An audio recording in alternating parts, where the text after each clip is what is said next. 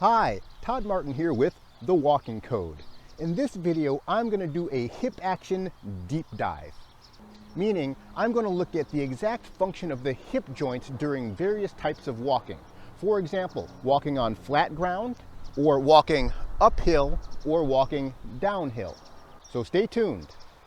Remember, if you like this video, please thumbs up, share it, and subscribe.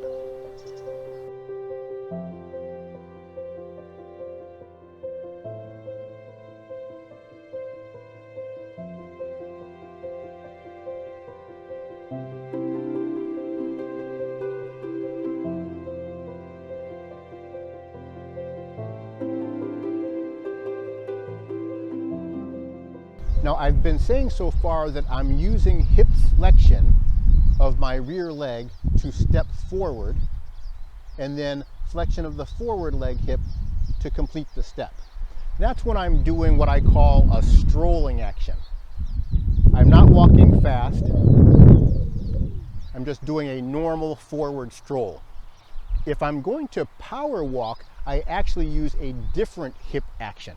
When I'm power walking or walking for speed and exercise, I'm actually going to extend the rear hip during the change of weight phase and then switch the hip action back over to the left or standing leg hip to lift forward.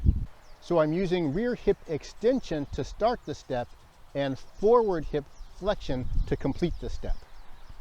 This is different than a normal strolling step, and it gives more power. I have extension of the rear hip, flexion of the forward hip.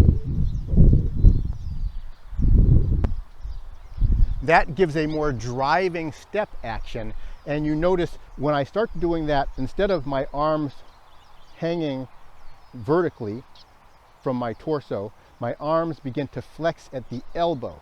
That flexion of the elbows is not just arbitrary, it's because of the rotation of the torso against that pushing hip that forces the arm up into flexion. I'm turning my body against this pushing action and it lifts this arm up. So it is not an arbitrary decision to change from my arms hanging down like this in a normal stroll to lifting up like that when I begin to power walk. It is an action of the hips moving against the turn of the torso.